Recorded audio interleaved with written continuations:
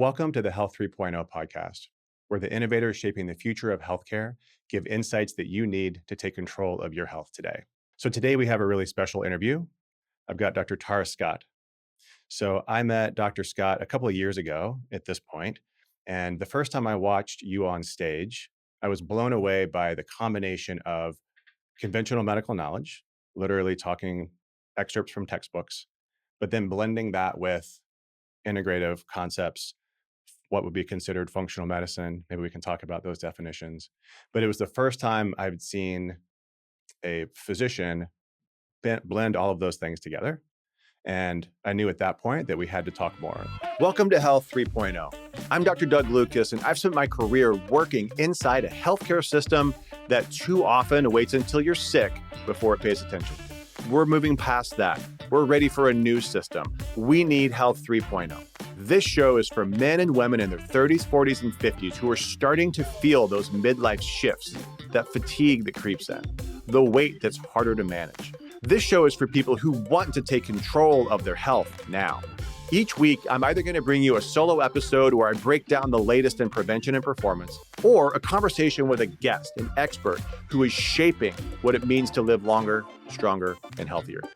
So if you're ready to move past sick care, if you want to know what Health 3.0 looks like in your own life, you're in the right place.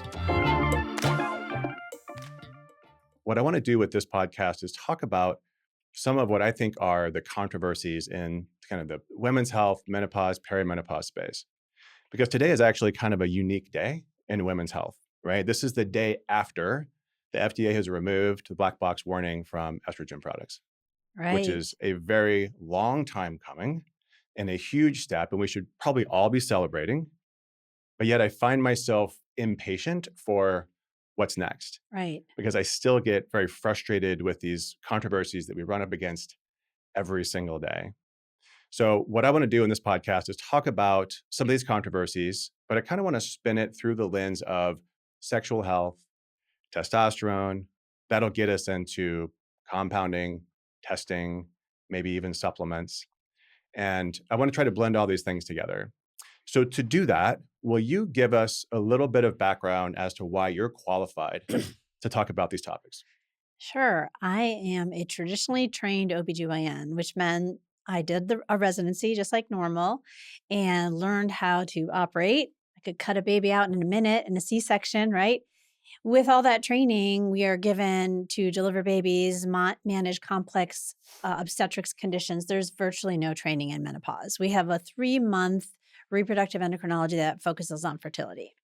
So I always kind of liked that endocrinology. I went through my residency. I loved what I was doing. I loved general OBGYN, but then I started with my own infertility issues, right? And there is testing for you, there is therapies for you to get you pregnant. And thankfully, all my kids are drug induced and I got the kids that I have, which is great. But then after you're done with that, you have really nothing. So that kind of coincided right around the time of the WHI, which was 2002. So through a series of circumstances, I was not doing obstetrics for a year or so because my kids were little. And so I had much more time to kind of delve into what the dilemma was, right? There was kind of this study that came out, which I'm sure we'll get into. And after that, hormones were taboo and there wasn't any alternative for patients. And so I had the time to sit and listen to patients and think through the problems. And I was always someone who asked why, as far as what's the mechanism. So you have to be kind of curious to get into this kind of approach, right? Integrative and functional medicine. And so I started learning about hormones. I actually was invited by a pharmacist to go to a conference.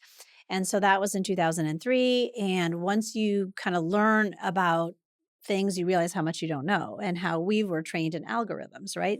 Patient presents with a problem, rule out tumor, rule out problem, and in the absence of that, give X. And it's kind of a one size fits all. So I started down that approach, became a certified menopause practitioner, which opened up the data for hormones and research and access to that, but really not a personalized approach. So was introduced to functional medicine down that pathway, did a fellowship through A4M, and then got a third board certification in integrative medicine, which kind of adds more therapies. and really have been exclusively in this space for the last 10 years. I haven't Mm. delivered a baby or done any surgery, but in this place for the last 22 through the thick and thin of the canceled hormone therapy to the pendulum swinging back around. Yeah. Well, it's amazing. So that's 3 board certifications. Right. Yeah, great. And how long ago did you stop operating? 9 years. Wow. Yeah. Was that a hard decision for you? I miss the operating, but I've always been someone who I had to be the best, and there's a lot I never trained on the robot, so I wasn't the best surgeon. I was a great obstetrician, and, but this was something that there was such a void in where I practice that I felt really drawn that I had to fill that void. Yeah. I'm always interested in surgeons who leave the operating room willfully, Yeah, as a surgeon who did the same. So, sure. yeah, thank you for sharing that. So then let's get into the meat of today. I wanna talk about sex for midlife women and beyond, because this is an area that I got drawn into in my own background, talking with women about hormones, about hormone health. It drives you down this pathway. We're gonna talk about why, especially with testosterone. But this is an area where I realized there's not enough of a conversation at all. I mean, there's almost no conversation. After women conceive, they stop having babies. The conversation around sex seems to just be mysteriously gone. And Right. yet, it's such an important topic to discuss. And there's so much to discuss because it doesn't seem to get easier. So, can you give us a little bit of background on sort of what changes with women around intimacy, around sex? And then we're going to eventually get into how this relates to testosterone. But talk to me about the experience that you have as a woman treating women. What happens in this midlife transition? So I think there's so many layers there. And if I could just be bold enough to draw a comparison for men, you need two things, right? You need testosterone blood flow. A man can have a bad day at work, get fired, his dog can die, he can get shot in the leg. If he has a little swing, he's ready to go, right? But for women, there's not one thing. It's all of your hormones. It's estradiol levels, progesterone levels, testosterone levels, DHEA levels, cortisol levels. Did you eat too much? Are you bloated? Do you feel connected to your partner? Are you thinking about other things to do? So there is no quick fix. And over the years, I've had the opportunity to attack this problem with women. And for some women, it's estrogen. For some women, it's testosterone. For some women, it's oxytocin. Mm, And for some women, it's not hormone replacement, it's husband replacement therapy, which, unfortunately, I'm not condoning that or encouraging that, but that it's the relationship. mhm. So there's all those mental health layers. So I think that's why it's a difficult thing. There's only one, maybe two FDA approved products for low libido for women. And they marginally work, right? And so one of them has a black box warning on it for alcohol use. And a lot of women are like, well, what do you mean? I thought I had to have a drink to relax enough to have sex. Yeah.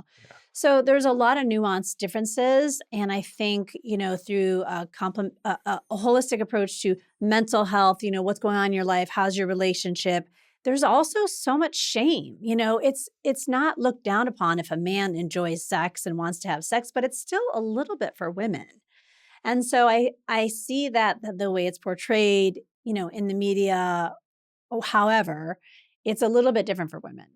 Yeah, absolutely. And I have this conversation with my patients, and it's odd as talking about bone health specifically in my practice, but it comes up because we talk about hormones and we talk about testosterone, and we have to ask these questions, especially as we get into how we prescribe testosterone. We actually literally have to start talking about sexual function and satisfaction. But I am blown away by the complexity that women are willing to discuss with me as their physician around this topic. And it does cover that full spectrum that you just described. Is it a husband problem? Is it a stress problem? Is it a sleep problem? Is it a child problem? Right. Right? Is it all of the above? Right. So I'd love to get into the testosterone piece specifically. We could talk about this literally all day long, but let's narrow it down to this androgen piece. How does testosterone actually play a role in this, in just in this scope? So I think there's a couple things with testosterone. The first thing is testosterone, it has what we call a diurnal variation, that it's highest in the morning and lowest at night. And I think for most women, they don't have time in the morning. I mean, for men, it might be different. So by the time you get to the night, as far as timing and what you've gone through the day, isn't really optimal. Mhm. It does peak a little bit at mid cycle, and that's nature's way of making you want to procreate. but testosterone levels are highest when you're youngest and they decline as you age.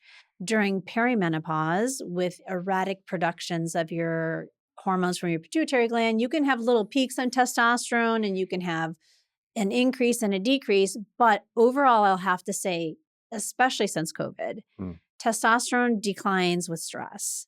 And so I am seeing women in their 20s, in their 30s with low testosterone. I'm sure you're seeing men too in their 30s with low sure. testosterone. So we're seeing it lower and lower. What we currently have as a recommendation from whether it's the FDA or the Menopause Society is that testosterone's indicated for low libido in postmenopausal women. Because in the data that they looked at, there was a publication in 2019 called the Global Consensus on Testosterone. And we have quite a bit of data on testosterone because they were trying to market a 300 microgram patch, which didn't come to market not because there were safety concerns, but because they felt there wasn't as much data to support the use of it, where there was the same amount of data for male testosterone products. So we don't have an FDA approved testosterone for women. In Australia, Right. they do. Right. They have a commercially available product that's FDA approved for women. That's covered on And I insurance. think in the UK, I think they just launched Got that. something. Yeah. So I think there's maybe 2 or 3 countries now, Right. but not the US. And which is interesting. And so, first of all, if you're not postmenopausal, you don't qualify. So there's a lot of practitioners who get kind of trapped into thinking, well, I can't do this, Hmm. which you can do anything. You can use it off label for premenopausal. It's just that the studies have not shown harm, have not shown toxic effects, have shown maybe that it didn't help. Right. So you and I know that in integrative and functional medicine, where it's a precision personalized medicine, it's an N of one, reading it's that one person. Right. So what is the harm to one person to try testosterone? So that's the first issue. Is it going to help? Is it not? I mean, in my experience, there's been very little untoward side effects. There might be some nuanced side effects. There might be, it didn't work, but I haven't ever had anyone have a terrible side effect Right. or event. I want to go back to something you said around declining testosterone in women. We talk about this more in men, right? So men, we know men don't go through menopause. We do not have a rapid drop of sex hormones, but we do have a gradual decline, whatever our starting point is. We have a gradual decline of testosterone that maybe eventually results in the need for treatment. For women, we talk about estrogen, progesterone changing kind of erratically through perimenopause and then dropping through menopause. But testosterone doesn't follow that same pattern. So can you just, for those that aren't aware of how this is different, talk about how it drops, when it drops, and then also how you've seen it change? You mentioned COVID, but even bigger picture, how has that changed over the last several decades? Sure. So if we think about how do women get testosterone, 25% comes from the ovary, 25% comes from the adrenal gland, and 50% is what we call peripheral conversion Mm, from sources in the adrenal glands, specifically DHEA. mm, So DHEA is what we call a prohormone. There's no receptor for it. It exists to turn into either an estrogen component, estradiol or estrone, or testosterone. And then testosterone can go on to be dihydrotestosterone, which for women is also involved in libido and desire. So when you have stress, I mean, cortisol goes up, your brain doesn't know if you're running from a bear, if you have a deadline at work. DHEA is on the other side of the hormone cascade. So it's kind of like a teeter totter, right? And so cortisol will go up and down minute to minute, day by day, based on your stress. There's a feedback to the brain that says, hey, if cortisol is low, let's produce more. There is no feedback for DHEA back to the brain. So when DHEA decreases because everything is predominantly cortisol, it decreases and there's no signal back to the brain to make more mm, precursor. On top of that, it comes from cholesterol. And we're in a society that we're trying to drive cholesterol levels down, down, down, mm. down, down. And so we see as a result of stress that testosterone declines. Also, and this is probably a blanket statement, I think women in general don't eat enough protein unless they know and they're intentionally eating it, right? It's just that's just the way it is. And I don't know if it's the estrogen and the serotonin and the carb that you're craving carbs or what it is, or Mhm. fast food isn't as much in protein. But protein is one way to increase your testosterone production. Sleeping 8 hours is enough to increase your testosterone production, which a lot of people, women and men, are not. Right. So all of those things are contributing to the decline in testosterone. Yeah. And so I just want to double click on that. I have found in my population, which is a little bit unique, mostly working with women postmenopause, they describe to me usually a stressful life. Mm, right? So many of my patients have been in a highly stressed condition for the last 20, 30 or more years. And I really think that leads to additional inflammation, oxidative stress, osteoporosis is a combination of those things. absolutely. Yeah. And so, I mean, what do you think the biggest contributors are though in our society? How do women actually deal then with the stresses? Because in our modern society, I think women are being put under more and more stress, right? Still kind of in some circles demanded to take care of the house, take care of Mhm. the kids, take care of the husband, yet also have a career, yet also, write books and do social media. I mean, how do you then help women to steer through that to avoid potentially some of the stress that's going to have that impact on their testosterone? And so, if you think a little step behind that, the biggest determiner of stress is how it affects you, Mm, right? It's not the stress that kills you, it's how you manage it. That's Dr. mm, Hans Selye's quote, right? mm, So it's individual person to person, right? And so is it because we have more trauma? Is it because we have more anxiety? Is it because of COVID? Is it because we have endocrine disruptors in our environment and we have more stress because of this constant demand of social media and stuff? Because think about I know you're a little bit younger than me, but when I grew up, everything was closed on Sunday. There was no yeah, TV after midnight or certainly 2 a.m. right. So there wasn't anything. There was no email. There was landlines. You had time that you rested and unplugged. So I think it's a combination of all of that for Mm, women, and these conveniences have made it easier for me to be multitasking at what I do. And so in some ways it's helped. But I think it's a combination of all of that that have led to people to be more stressed because before, when I used to be in the office, if I was on vacation, I wasn't getting messages, right? I mean, you would be on vacation, you'd completely be unplugged. But now you're expected to check into your portal, even though you're on vacation, do whatever you're supposed to do. So I think that's contributed to this yeah, stress issue. yeah. So find your own balance.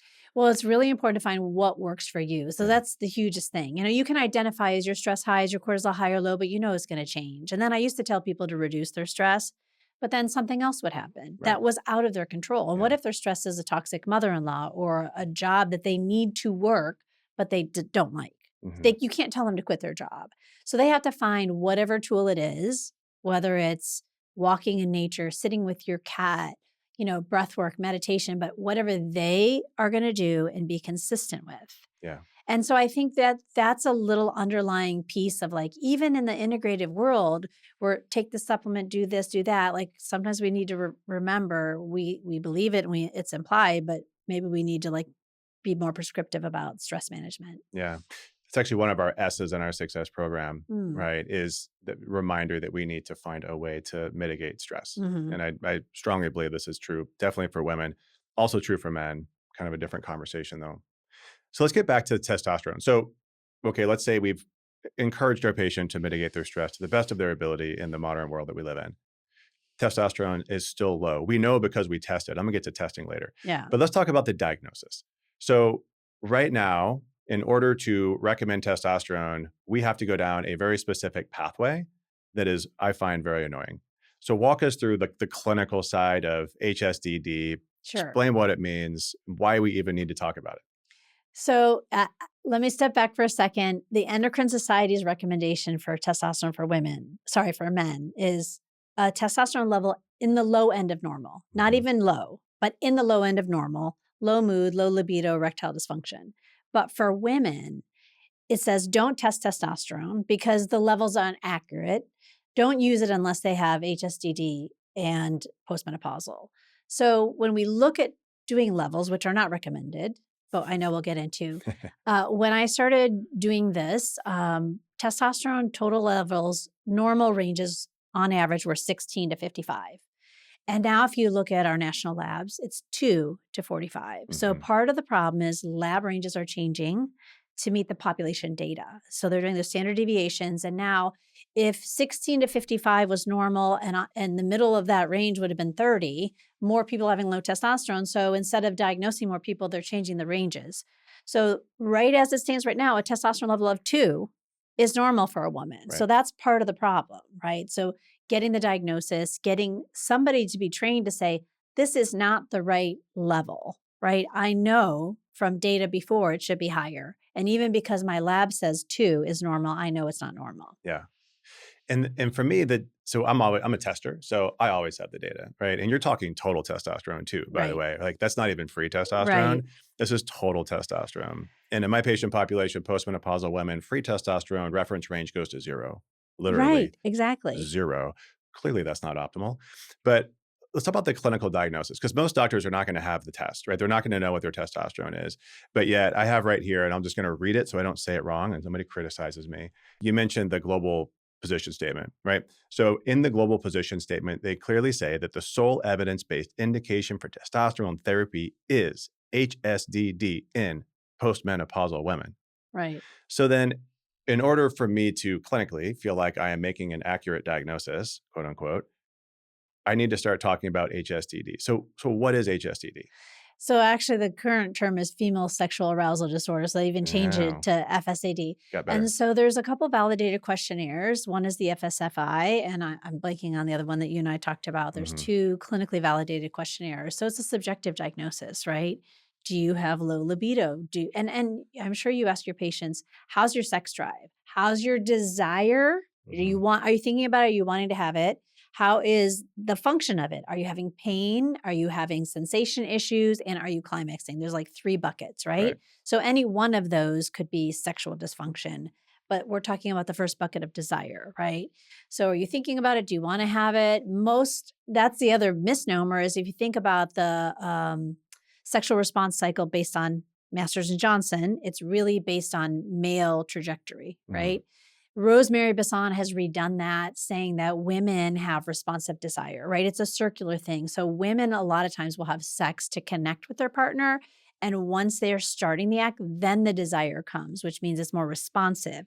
So how do you judge that and diagnose Right. that when women are like, some of my women patients will be like, you know what? I love my husband. We're very connected. We're very physical. We hug and we touch, but I just don't care if I have sex. And then I'll say, well, if you have sex because you feel like you should because it's been a while, do you enjoy it? Oh, yeah, yeah. Oh, yeah. Once we're in it, we keep thinking, why are we not doing this more often? Hmm. So then it becomes more of a responsive desire. So I think the definitions also are troublesome.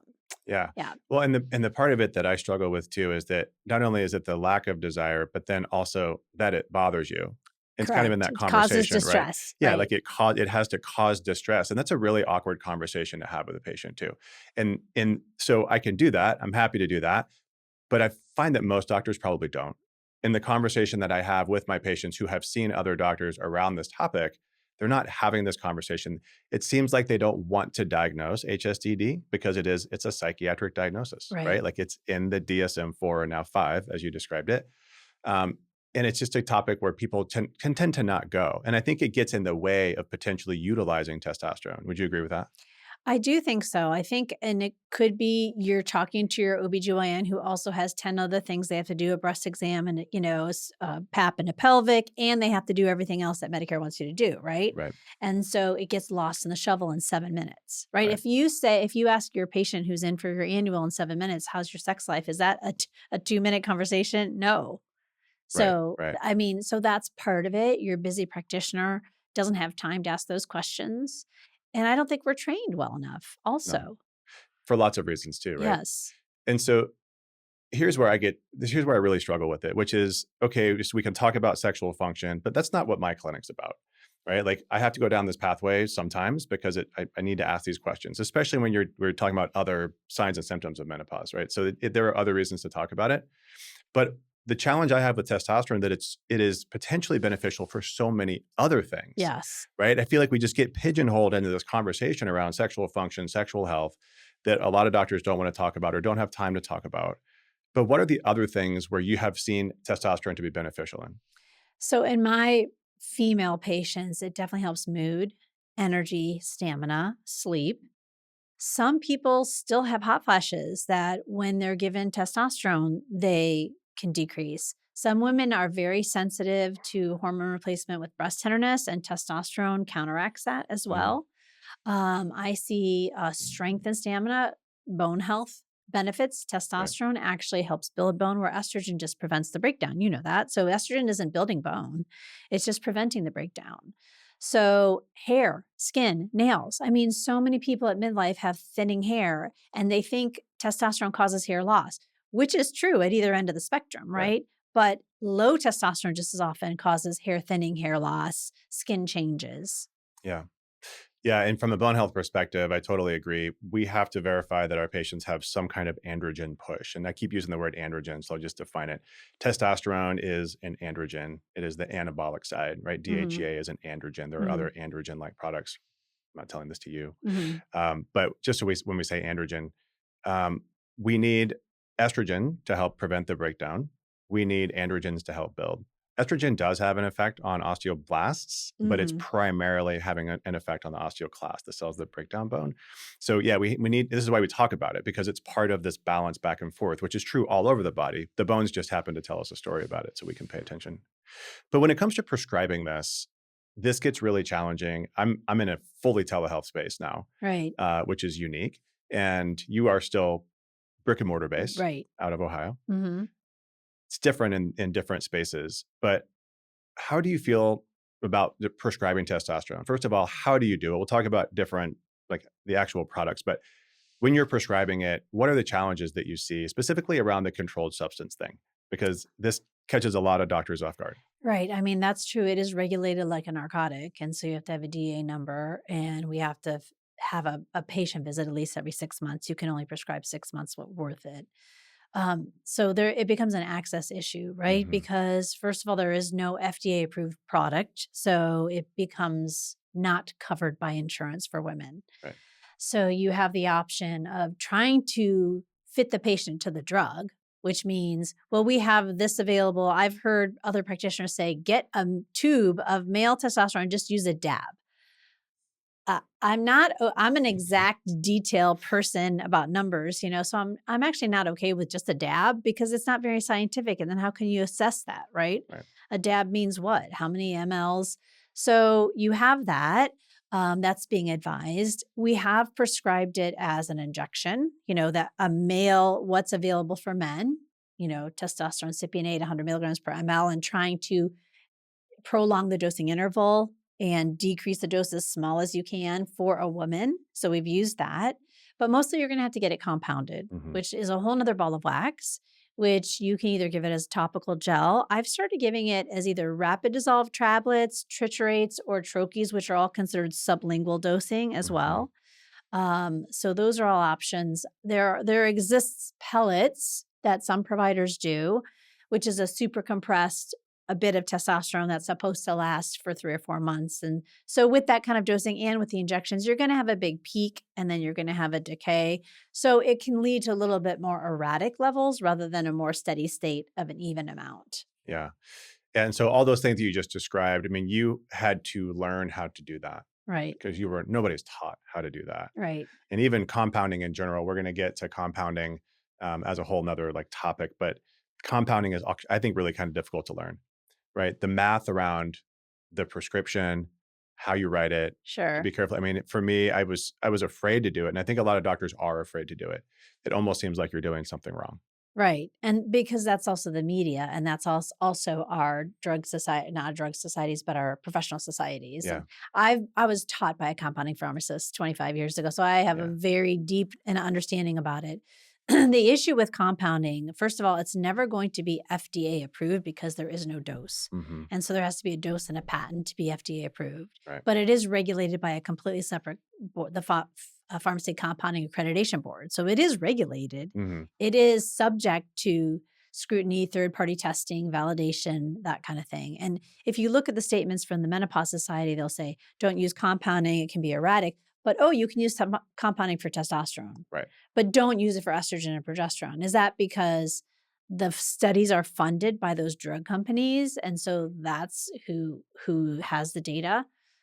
Yeah, I had a really frustrating conversation. It was another OBGYN, and we were talking about compounding, and she was, I mean, really not quite yelling, but very firmly telling me her opinion, which is you should not be using compounded products. ACOG is coming after prescribers that are doing this, which is the American College of Obstetricians and Gynecologists. And I don't know if that's true. This is what she told me. And then we were talking about testosterone, and then I asked her, I said, "Well, how do you do it?" She said, "Oh, well, I compound it." Right. I was like, "Well." There's actually a study in the American Journal of Obstetrics and Gynecology. So we have like our Obstetrics and Gynecology, which is our green journal, and we have our gray journal. So both peer reviewed journals. Mhm, And I don't remember exactly the date, but they did a study on compounded products because at the time we were using injectable progesterone to prevent preterm labor, and there was a drug shortage.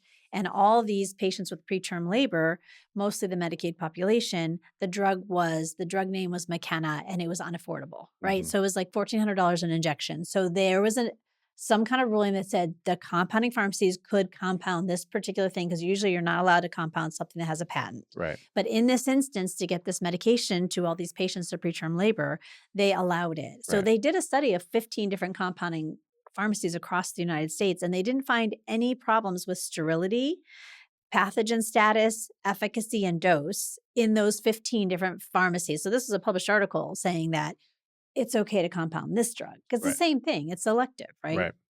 Yeah, and I've had conversations with our pharmacists, and I'm sure you've had this too, which is the pharmacists tell me that they have control in the compounding. To what degree do they want to allow variation from the desired dose? Mhm. And many people don't know that, especially when it comes to generic drugs, there is a plus or minus of a certain percentage. I think it's 20%, And which is yeah, big. I think it could be up to 20. I think it's 10 for maybe something tighter. Let's talk about thyroid would be, another fun Sure. conversation there.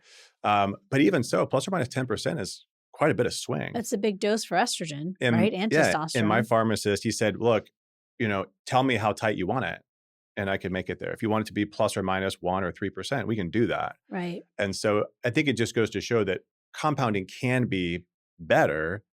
It has to be done correctly, and this is where, we have been, as physicians, scared away from compounding because there have been some circumstances where maybe it wasn't done, there was an error, these things were kind of blown up in the media. Right. But there is a role, especially when something isn't available. We saw this recently, with the GLP-1s. The Right. demand outpaced the supply, and to accommodate the demand, there was an allowance to then compound these products temporarily. Since been lifted, but it's such an interesting space. But we absolutely have to have access to compounding pharmacies for things like testosterone for women, because my experience is using the men strength testosterone products can lead to bad outcomes. Right. Because like you said, use a pea size. Well, in America, more is better, right? Right. So like a pea becomes like a strawberry, becomes a Yeah. grapefruit, and then you have side effects. And so, we've looked at potentially doing that. I just don't like it because for a lot of reasons. A lot of times too, the products we want to use are single serving. Right. But yet for women, they're going to use it 10, 20, 30 times. So then you're actually like violating the use by date for a single serving product. Right. So it gets messy. And I hope we can fix this with an FDA approved product in the near future. But in the meantime, we need compounding pharmacies. We need a way to get these products to women. Yeah, and there are some compounding pharmacies that don't follow best practice, Sure. just like there are some McDonald's that are not up to code and some that are, right? And so that's where the bad name comes from. Yeah. The other criticism from ACOG is that there's no black box warning, there's no package insert. My pharmacy has that in their product. So you just have to be Right. choosy as a provider and prescriber who you're working with. Yeah. Man, good thing they didn't have that black box warning though. Yeah, now that it's Yeah. Now removed. that it's gone. Yeah, So let's get back to testing then. So again, I mentioned I'm a tester. I think you're a tester. I'm a tester. I want to know. I want to know what's happening. But similarly, and this is a very very publicly controversial thing. Lots of physicians, influencers on social media who will lash out at you if you talk about testing. Right. I don't know if you've experienced this, Yeah. but I have. Yeah. And it's always really interesting because for me, it's always about like, I want to know what I'm doing for my patient. I want to know how they're absorbing, whatever it is that we're doing. I want to know what the response is. I want to know how, for me, it just helps. It always helps. And then my response to the people who criticize me publicly is, what is the harm? Like, what are we, like, why don't we test hormones in women? So let's talk about testing and kind of just open it up in general. So testosterone, one piece, but also this is true for estrogen, for progesterone. The recommendation is not to test to treat. So then how do we get around that? Like, why do you test? Well, there's actually quite a bit of data in defense of testing. And if you look at the Endocrine Society guidelines for men, it says test hormones, give hormones, Mm, and monitor mhm, via testing. The Endocrine Society guidelines for gender affirming care baseline hormones, give hormones, monitor. But for women, don't test, too confusing, vary too much. But yet we have published data of this level of estradiol is predictive of breast cancer. This level of estradiol is predictive of bone health. Hmm. Data has been done that if you give this product, the levels do change. Published in the Journal of Menopause, in peer-reviewed journals Right. about what levels correspond with resolution of hot flushes, what levels correspond with breast tenderness and bloating. And when we have a patient, I was tested every day for fertility purposes. So there are tests to do to monitor your hormones in a assisted reproduction. If you want to make the diagnosis of PCOS, there is testing to do. Where it gets tricky is we're not doing testing to make a diagnosis, Mhm. right? So for menopause and perimenopause, those are both clinical definitions. You do not need to do a blood test to make a diagnosis, but Sure. why are we testing? We're testing to see what is the balance of the hormones to help understand the symptoms because we know that things are on a bell curve. The symptoms of too much estrogen are also the symptoms of too little. So if you have a patient that has no uterus but has ovaries, how do you know if they're in menopause? Right. If they have an IUD and they don't bleed, how do you know if they're in menopause? If they've had an endometrial ablation, you have to do testing. And so there is a definition for menopause based on that scenario. 2 FSHs above 40, more than four months apart. So there are definitions. Mhm. That's the dogma. And actually, if you look in our textbook, it actually doesn't say don't test. In Spiroff, reproductive gynecology, it says beware FSH levels cannot assess hormone levels and that estradiol levels could be excessive from peripheral aromatase. It doesn't say don't ever test a menopausal patient because it doesn't work. That's a dogma that was someone said it and it's been passed down. Yeah. I would like to see the reference. Right. Yeah. Yeah, and it's a strong dogma, really Yes. strong. And so I get away with it because again, I'm looking at bone health specifically, right? Right. And we know that there are thresholds there, and it can help me to steer: is somebody actually getting adequate hormones? Do we need to make a change in the dose? And I'm also looking at other things. I think another thing that bothers me about the statement around "don't test" is that when I'm going to put a woman on hormones, we're going to have this risk benefit conversation.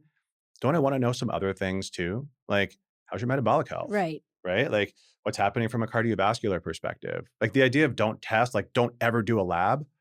Like, what? Yeah. Isn't that's just, you're really missing out on a lot of opportunity to have that conversation about risk benefit, which is what we're supposed to be doing as physicians. Right, Yeah. right, right. So I think the other little piece of the testing is what we hear passed down is it's not covered by your insurance. Mm. So I'm in a hybrid practice, and I started out the practice in billing insurance. And for the most part, the labs that long list of labs are covered unless you have a high deductible policy. I had a patient who was a physician, her husband was a physician, and they look at the list like, this is not going to be covered. Yeah. They worked for a big medical system. He texted me back and he's like, how did you get all that stuff covered? Using the diagnosis code of irregular menses, Right. menopausal symptoms, and it was all covered. Yeah. So it just depends. I think that's the other thing that practitioners are worried about. Medicare is different, but is it going to be covered or not? Yeah, and I think it's fair, and this is always an ongoing conversation. Labs present so many challenges in clinical practice, especially in telehealth practice, Mhm. because we can't do them. I can't just be like, oh, phlebotomist will be right in, or, Right. go down the hall and get it done. This becomes a relationship between you and the patient. And then you have to have that conversation. Do you want to run it through insurance, or do you want to consider just paying for it yourself? Sure. We have both options, and the cash pay rates are so much lower than the insurance rates that it just becomes a question around resources. Is this something that you actually want to commit your resources, time, and effort to? And for the right purpose, then absolutely it's a good reason to. But I agree. I think a lot of clinicians are afraid to have that conversation. They don't want the patient to get hit with a big, fat insurance based bill, Right. which is real. I have had patients get these, $4,000 or $5,000 bills from their insurance company when they tried to use insurance for something that wasn't covered. So that's a real fear, but there are ways around it. And for me, the value of adding that testing is so high because it helps me to treat. Right. And I've been doing it for 20 years and it has guided me into the treatment of patients. Right. Yeah. So then let's circle back to testosterone on this. So when I am looking at testosterone levels, I'm asking about symptoms. I'm asking about all the things we talked about. But when I look at levels, I want to look at total and free testosterone. Do you like free as well? I do. I actually do DHEA, DHEAS, Mm, testosterone free and total with an SHBG, sex hormone binding globulin, and a dihydrotestosterone. So we check all the androgens mhm. in our practice. Yeah, I love that. Um, I'm not quite that thorough, but because there's always a balance of how much do you want to spend and how much time do you have to go over it. But I think that most times I see in recommendations, they just talk about total testosterone. Total testosterone is not accurate in a female in perimenopause because Mm, estrogen levels swing. Estrogen increases sex hormone binding globulin. So total testosterone levels can be normal, but mhm, free, as you know, can be very low because it's absolutely. all bound. And for those people that don't understand the difference between bound and free, it's like when you get your paycheck and some of it goes to your 401k. You have it, you can't access it, but you have it. But that doesn't help you pay your rent every month because what you have is free is what's active. Mhm, So it does matter. And it's for someone with swinging estradiol levels in perimenopause. I mean, that's total testosterone is not going to tell you the whole picture. right. Yeah, and I've seen this so often because again, we talked about, my patient population dealing with a lot of stress. SHBG also responds to stress and Hmm. cortisol levels, right? Hmm. So I see women that have very high SHBG, quote unquote, normal testosterone, even actually like middle upper range total testosterone, but very low free Right. testosterone or literally zero. I see zero all the time, Yeah. unmeasurably low testosterone. So then if when that happens, I mean, do you immediately treat or is it a combination of things? So, I mean, it depends on the scenario. I mean, in your instance, you're seeing patients remote from menopause potentially, or maybe postmenopausally. So, for me, I'm seeing quite a bit of perimenopausal patients and even premenopausal patients. So, it depends on what the cause is. Is the cause adrenal? Sometimes we're going to give DHEA instead. Hmm. Is the cause poor diet, stress? Is that something we can bounce back for? Is it because your ovaries are done and you're no precursor and you're not doing it? So I have given testosterone to women premenopausally. But again, if it's something that you can get the body to work again, the root cause approach is going to be better to Yeah. do that and then kind of keep an eye on it. And if it doesn't come up, then treat at that time. Yeah. And this is true for men too. I mean, I think both women and men are not told enough or maybe they forget how responsive testosterone is to stress, right? Because we see it in both.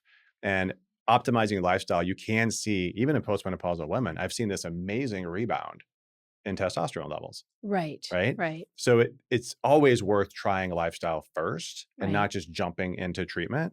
Um, but it can be very powerful. And you kind of already mentioned, all the potential benefits that you see. But let's talk a little bit about who shouldn't. Let's say that you go down this pathway, right? And they've done all the things, testosterone is still low, just all these check boxes of things that could potentially be helped. But who wouldn't potentially, well, let's just say it a different way. Who should we not treat with testosterone?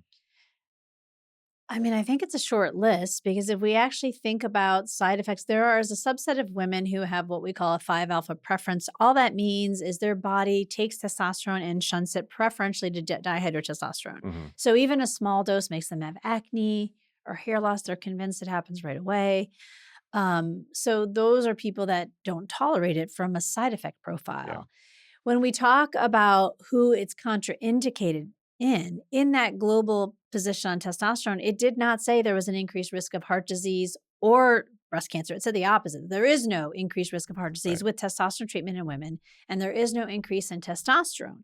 However, testosterone at the wrong dose can turn into estrogen. So it can aromatize. So the contraindications to estrogen would be active treatment of breast cancer, malignant melanoma, and stage endometrial cancer really are the ones that we wouldn't give estrogen Right. to. Yeah. And the ones that I hear, so I'll let patients come to me. They've had this conversation with their doctor, and they say, "Oh, well, I have a family history, immediate, family member with the history of breast cancer." Can you tell me a little bit about that? So even in the position statement in 2022 by the North American Menopause Society, now the Menopause Society, it doesn't say don't give breast cancer patients hormone therapy. It says breast cancer patients should try non hormonal treatment first. Hmm. If moderate to severe vasomotor symptoms persist under the discussion and co management with your oncologist, you could try hormone therapy, vaginal estrogen therapy is first, but it said you could try under the discussion. It doesn't ever say Yeah. don't ever give someone whose third cousin had breast cancer hormone therapy. It doesn't even say don't give a breast cancer patient. It doesn't say anything about active treatment. It doesn't say it at all. Yeah. So there's nothing that says that. Right, and I see this one so frequently. I think it's a more challenging conversation with breast cancer survivors than it is with family Sure. history. For me, family history, my interpretation, and tell me if I'm wrong, but my interpretation is that you already have this risk, right? You have a pre-existing increased risk of developing breast cancer. So, yes, you should follow all the recommendations for screening. Let's identify it if we see it. But adding testosterone for sure, but even adding estrogen and progesterone in the right form doesn't increase that risk further. Am I saying that Well, correctly? we want to know what the risk is because there's risk according to a mutation in a tumor suppressor gene, which is BRCA, right? Sure. There's like 12 of them. So that just is the body's lack in a gene that turns off rapidly dividing cells, right? So you're lacking the normal. If you think back to your pathology or physiology, once a cell rapidly divides, it's supposed to commit cell suicide, right? Right. To the body's immune system is supposed to take rid of it, but something happens with these tumor suppressor genes that there's a alteration in it so they don't shut this off. So is that the risk of breast cancer? Or is it the failure to detox estrogen, which would be Mhm. methylation defects, right? Mhm. Or is it endocrine disruptors? Is it toxins in our environment? So I guess it depends on why there's an increased risk, why Mhm. someone in your family had breast cancer.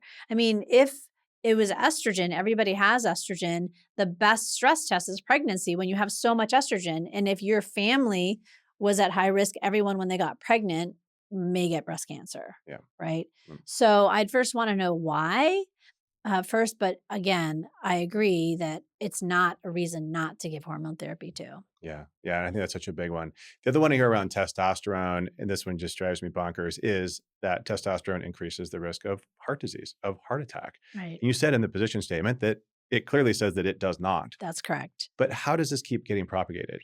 I think it comes back to that study in males Mhm. that showed it increased the risk. And, the Traverse study completely negated that, Right. right? Yeah. And I don't know the male literature as well as I know the female literature and what exactly the circumstance was. Was it the hemoconcentration that led to the heart disease? What was studied? Because, Mhm. when you look at female literature, often it's the wrong hormone that's studied, Right. and it still says all hormones. It is maybe a synthetic progestin or Right. a synthetic estrogen. Right. So that's part of the thing. With testosterone, there's not really synthetic testosterone options on the market. Right. So I don't know that that's as much a variable. It's easier to study for that reason, for sure, and I talk about exactly that with hormone research because it is so difficult to interpret because hormone does not mean hormone does not mean hormone. Right. It's so challenging, and we see this mistake made all the time. With testosterone, again, if you're worried about this idea that it causes heart attack, it leads to an increased risk of heart attack. The study you mentioned, the Traverse trial, 2023, while not a perfect study, was the best study to date, which showed that in men at risk, high risk of having an event, a heart attack, they did not have an event. Again, not a perfect study, but it's very convincing for me that we should not be excluding, especially women, at the doses, the physiologic doses that we use. We should Right. not be excluding women because of a concern around heart disease. And there's also data that shows that longitudinal data, women with low testosterone had an increased risk of mortality True for of men all too. causes, Yeah, right? right, right. So Yeah. So, great. And those are the two big ones that I hear. And then blood clot. Can you just talk a little bit about the increased risk of blood clot? Again, with testosterone in men, we see hemoconcentration, as you said, hemoglobin hematocrit can rise. Actually, debatable whether or not that increases risk or not. But in women, do you see that? So for women, a lot of the majority of the data pre WHI and even to 2010 and earlier was on oral estrogen, either in its bioidentical form in the form of estradiol or in synthetic forms. Hmm. And when you take oral estrogen, it goes to the liver. That's where the blood clotting proteins are. It increases that risk. And so there's several studies. One was the Ester study. One was a meta-analysis in the British Medical Journal published in 2008, so after the WHI, that showed that oral estrogen did increase the risk of blood clots, but transdermal ones that bypass the liver Hmm. didn't increase the risk of blood clot over baseline. So in my practice, I've had patients that have had a blood clot in their lung, a blood clot in their legs, blood clot while pregnant, have a thrombophilia like factor five, and are safely taking transdermal estrogen with Yeah. monitoring. Right. Yeah, that's such a frustrating exclusion too, because again, it shouldn't be an exclusion. had a blood clot, Right. having a family, I've even seen this family history of a blood clot, you're not a candidate for HRT. Right. That's not correct. Right. That's not correct. So then, and same thing's true with testosterone, right? Just to Right. bring that back. So then let's talk about the side effects. You kind of mentioned them briefly. This, some women have this predilection to go down the pathway to DHT. Dihydrotestosterone can increase some of the known side effects, but I think there's a lot of fear around this too, especially as women get older. This fear of losing hair or growing hair. Right. So talk to me about like the virilization side effects that are feared around testosterone. Well, so we talked about the hormone response being dose dependent. And so it's clearly related to the dose. Mm, It would just be like I tell my patients, if I told everyone to drink 2 liters of water and you ran out and ran a marathon in 80 degrees and you only drank 2 liters of water, my recommendation would cause you to have dehydration and maybe die. If you were a patient that was on dialysis and you drank 2 liters of water, my recommendation would could make you die also from heart failure. So does that mean no one should ever have water? Or does it matter it's the clinical scenario in the patient, how they're metabolizing water and how much water they're drinking, right? yeah, That's like estrogen again and testosterone. It's the dose. So because we have these male products, women can get overdosed. Pellets are a lot higher doses, and I have been trained to put in pellets. I don't have clinical experience using pellets. I have some colleagues who I respect who do use pellets, same. but some of the protocols that I've seen are encouraging you to have the normal levels 3 times of what is normal. So I don't know if everybody's doing that or if that's just that particular protocol. So that would affect the dose. Now, virilization, clitoromegaly, deepening of the voice, and we have a lot more data because of gender affirming care, Mm, right? Those are irreversible, right? Those can be irreversible. So those are side effects that are dose dependent. So with, like I said, gender affirming care, with giving biological females testosterone, we have more data on what the higher doses are doing, right? So interesting. whether or not there's a small numbers, is there an increase in breast cancer?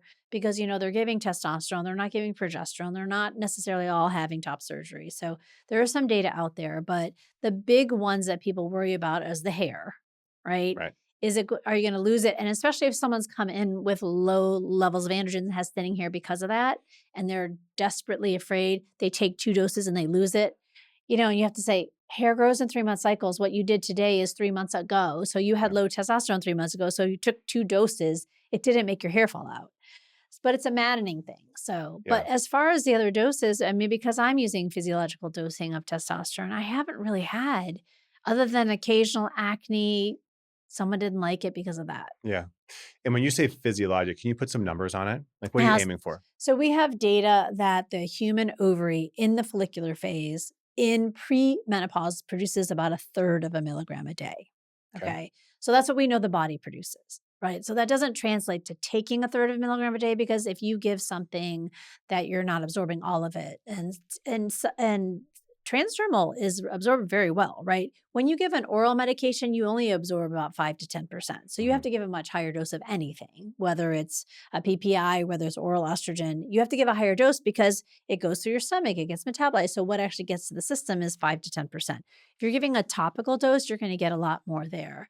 So physiological dosing, would be a 0.5 milligram to 2 milligrams topical daily. Again, someone might need more. Mhm. Injections are going to be different. I also use a lot of sublingual dosing, a 0.5 milligram, 1 milligram, 2 milligram. I have some people who need 5 milligrams, but again, we're dosing. And then it depends on how are you monitoring? Yeah. Are you looking at what we call the peak levels? Take the dose. Let's see how high it gets. Are you looking at the trough level? Don't take the dose. Let's see how your level is without it. So it's all so nuanced, which I think is part of why people don't do testing. Because, Right. I mean, if you think about how complicated it is, each hormone is different. How are you giving it? How are you dosing it? Are you measuring peak or trough levels? When are you measuring it? What day? What assay? So, I mean, I've spent my last 20, the good part of my career learning this, Yeah. but not everybody wants to do that. If you're just a general GP practice, family practice, or OB that cares about your patient, you don't want to spend this time and money to to educate yourself on how to do it. Yeah. It's a lot. I Yeah. mean, I knew that I needed to learn how to do it. So I spent a lot of time and, like you said, money Yeah. educating myself. How I want to be comfortable treating my patients. And it took 2 years Yeah. reading a lot of papers on my own, And then to Mhm. the point where I was like, well, let's write a book, right? Because Right. there's so much here. And yeah, it takes a lot of time. So I totally agree. And the testing piece, I actually will say frequently, I get why you don't want to test. When somebody says like, you Right. shouldn't test, like, no, I understand, because the number of questions that I have to answer as a result of the levels Right. takes up so much more time. But if you are especially consistent, if you say, okay, well, I frequently will test trough, I'm looking for what happens at the bottom end of that curve. I can ask about symptoms. I can ask about how you felt. And sometimes you measure both, right? Or for perimenopausal women, you're measuring at different times. Like, you just create this whole system, but there's nowhere to look it up, right? You really Right. have to create this in your own practice. I wanted to touch for a minute too on what I would consider alternative forms of testing. We've been talking about serum testing, blood testing this whole time, Right. but there's more. And this is where it gets even more controversial. But what other testing modalities do you like? So I, again, do all types of testing. So we have 4 basic types of testing that we do in our practice. We do the majority as the serum, which is what we have data about, which we have national labs with national normal ranges. I do some salivary testing, and the premise behind salivary testing is that when you spit in a jar, what you're getting in your saliva is what's called free hormones, because the bound hormones are like the taxi cabs taking the hormones from your ovaries to where it's going to go, right? So the ovaries are producing hormones, testes are producing hormones. It needs to get to the vagina, to the brain, to the bone. And so how does it get there? From a binding protein, right? Yeah. But then we talked about this whole free versus bound. So the premise is that when it gets into the acinar cells in the saliva, it's released, and then you have free hormones. Now, in the periphery, we know testosterone turns into estrogen, DHEA turns into estrogen, DHEA turns into testosterone. So there's stuff going on in the periphery that's not Right. happening in the blood. Hmm. So that'd be like if my 19-year-old daughter goes to the library on a Friday night dressed in sweats, and I think I'm such a great parent because she's leaving on a Friday night and going to study. She goes to a friend's house, pulls out her tank top and mini skirt, a fake ID, and goes clubbing, but I never see it because it doesn't happen in my house, right? So what's happening in the blood, we don't see, but what's happening in the periphery. So I feel like saliva does a good job on measuring that. It's important to see testosterone converting to estrogen.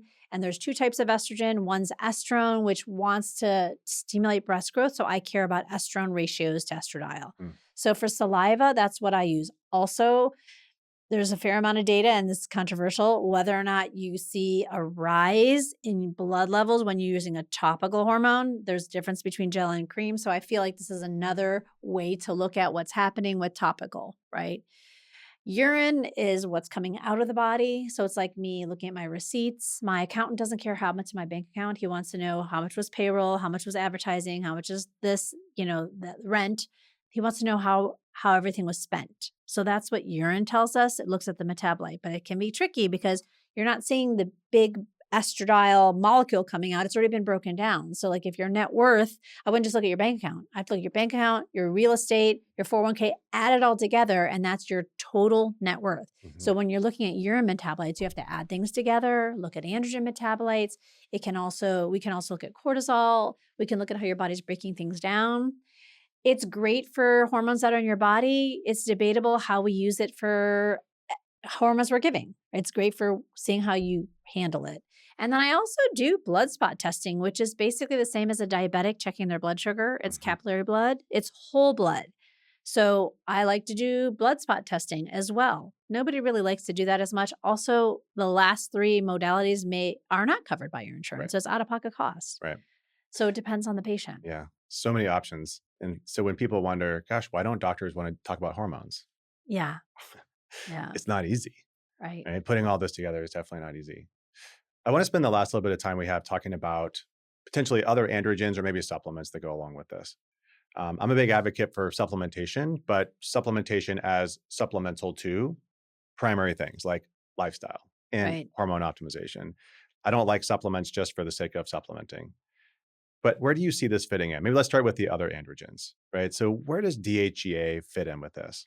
So there's actually quite a bit of data on DHEA because there's a commercially available product. And anytime you bring a drug to market, you have to do safety and efficacy studies, Mm. right? So they decided there's quite a bit on oral supplementation, and they decided to market it as a vaginal topical, or which is considered a local therapy for Hmm. postmenopausal atrophic vaginitis. Right. So vaginal dryness. So the same company that did all that did quite a few studies too. And what we know about DHEA is it works through something called endocrinology. And all that means is that it is a prohormone. There's no receptor. It turns into the cell either an estrogen component or a testosterone component. It has its action within the cell, and then it's inactivated and excreted as a metabolite. So that means if I came in here and ate a sandwich, when I walked out, you wouldn't even know that I ate a sandwich because it only happened in here. You'd see the wrapper maybe, but it's not, I'm not going to give someone else, let's say it was a peanut and someone was allergic to it. It's not going to touch anybody else because I consumed it in here, right? Hmm. So the safety profile is actually really, really good. Some of the studies as far as efficacy on replacement on DHEA were done of let's give DHEA to 65-year-old women and see if it helps cognition and mood and libido. They didn't sub-select out, you guys have low DHEA, let's give you DHEA and get it to here Right. and see what it did. Right. They just gave DHEA. So as you can expect, some people really thought it helped and some didn't. I'm guessing the ones that didn't or had a side effect had normal DHEA Right. levels. Yeah. So anecdotally, been using that for 20 plus years, and people with low levels feel better, especially if they have autoimmune issues when DHEA is a more optimal level. Inflammation is less, insulin sensitivity is less, energy, stamina. So DHEA is a little bit easier to obtain and a little lower price point Yeah. for women. So we end up using that a fair amount as well to try to get testosterone and androgens in the back door. Yeah. Yeah, I want to talk a little bit about detox too, but from a DHEA perspective, I've been using this in clinical practice from a bone health perspective too. And the challenges I have is getting enough to get the effect that I want. So for me, I don't know why they did this, but in the bone health studies, they used big doses, Yes. right? So for women, 50 milligrams a day of DHEA, and for men, 100 milligrams a day. Yeah, which is So a lot. I don't know anybody that can tolerate 100 milligrams of DHEA. 50 milligrams is a maybe, but do you see a lot of side effects with oral DHEA?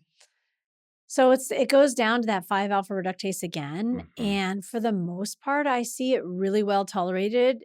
I might see that there was no effect, they didn't think it helped, but I don't always see a side effect. There's that little subset of people that, again, get acne, feel irritated and agitated, Mhm. or feel like they're losing hair, so they don't tolerate a lot of it.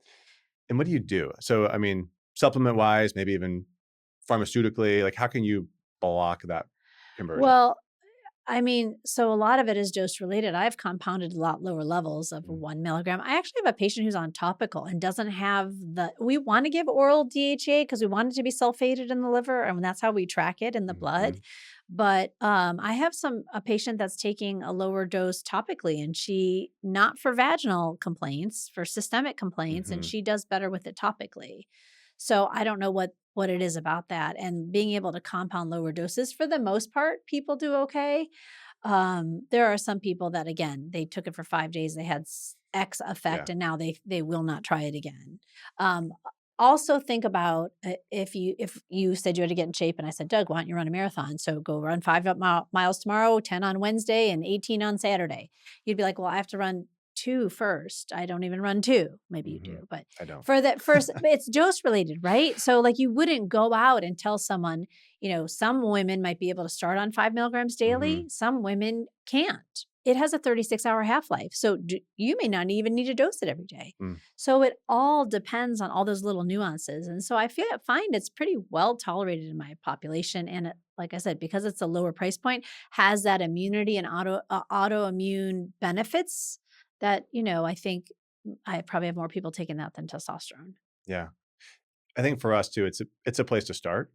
I think we definitely fall victim of doing too many things at one time Yeah. because we're doing lifestyle and then also supplements and starting estrogen and progesterone. So sometimes we'll start with estrogen and progesterone, and even if they're androgen deficient, consider DHEA as a starting point at a low dose, and then work up, and then eventually move to testosterone if we need to. Are there any other supplements over the counter, particularly, that you think are helpful in this space? Yeah. I mean, there's so many that can be helpful. I mean, there's your supplements that can help your cardiometabolic issues, your insulin sensitivity, your energy, your adrenal, what we call adaptogens. Hmm. What Again, about androgen specific? Sorry, that was a yeah, that broad was a big question. If question. not, yeah, no, Androgen specific. yeah, Um, Like, what about some of the things to like help natural production of testosterone, the Tongkat, the Yeah, there's the Tongkat and there's the maca that people have said. And, as far as a mechanism, I think what those are a little bit of an adaptogen mm, to help the production of DHEA. There are some studies about L-arginine. Is that something that helps? It's a building block. It's an amino acid. Is it a protein? Can it help build your testosterone? I haven't really found for just sole testosterone deficiency from aging that there's a supplement that does it. If it's low testosterone, as we talked about from stress, depleting it, yes, I think those supplements are a little bit more likely to work. So, I mean, I don't have like a go-to toolbox for that aside from the DHEA, which is considered a supplement. yeah. I've played around with a lot of them. Similarly, I've not found anything to be really effective. Yeah. And the literature even supports that. I think the literature in men, is most is in men, but the literature would say, 5 to 10% improvement, which is statistically significant. But for men, if you have a total testosterone of 250 and you improve it by 10%, Right. you're still at 275. You're Yes. not going to feel any different. So yeah, I think that's a big challenge with the over-the-counter products. And fortunately, we have better tools. Right. What do you think we should go to next when we do another interview? What are the things that are top of mind for you, controversial or not? What do you think we should do next in the space of menopause, perimenopause, women's health? I mean, well, we did hit on a lot of it. I mean, the big controversies are who shouldn't have hormones, that it's not actually a controversy or Mhm. it's not a contraindication, the testing, the dosing, right? The monitoring, all of that. Um, I think there is this hesitation by providers, the frontline providers, the family practice doctors, the Mm. OBGYNs. If you pulled 10 OBGYNs and family practice doctors, I bet you 9 would say don't take hormones, even after yesterday's FDA lifting. Yeah. I've had patients come to me that say that their doctor doesn't believe in HRT. And I say, their doctor doesn't have to take it. Like, Mhm. don't impart your Mm. belief on it, right? So there's so much there, like advocating for yourself. How do you vet a hormone provider? I mean, all those things are probably Yeah. useful, right? Like, Oh my how do gosh. you know if your doctor Right. is experienced in it, and how do you ask in such a way that you're advocating for yourself, but you're not being offensive and you risk, Yeah. that you're dropped by your doctor? Yeah. That is a problem, actually. Yeah, I've seen that happen a lot. right. So then, final question. We're creating this thing called Health 3.0. I mentioned it in the beginning. It's the future of healthcare as I see it. This place where we can bridge the gap between conventional medicine, functional medicine, individualized care, but able to do it at scale, able to do it for the entire population. So if you were in charge of this, let's say you had a government position all of a sudden and you could change the healthcare system, what are the top maybe one or two things that you would like to see changed today, specifically for women? Well, I mean, I think you have to start at the bottom and with the education of providers. I just saw there's a $5 million grant for menopause education, right? So, but then that means starting in residency and trying to find the space for it. So, Mhm. is it a elective? What is it for people who are self-selected and interested in it? So that's important. More research using women, more accessibility for the products, coverage. Mm. I mean, there's a lot. I'm not a very political person, so I wouldn't even know where to start. But I think those are some of the stigma, which social media has really helped that, the last couple years. So the stigma around women taking it and the providers giving it. Mhm. So there's a lot there. Yeah. Yeah. Hard to change from a policy perspective for sure. Sure. Yeah. Sure. Yeah. Access, advocacy, coverage, education. Those are important. Yeah. Yeah. So, Dr. Tara, thank you so much for joining me. I think this will be one of probably several episodes that we do, but I am really humbled by your knowledge and appreciate you being here. Well, thanks for having me. So, that's it for today. Remember that Health 3.0 is where precision meets purpose and care remembers its humanity.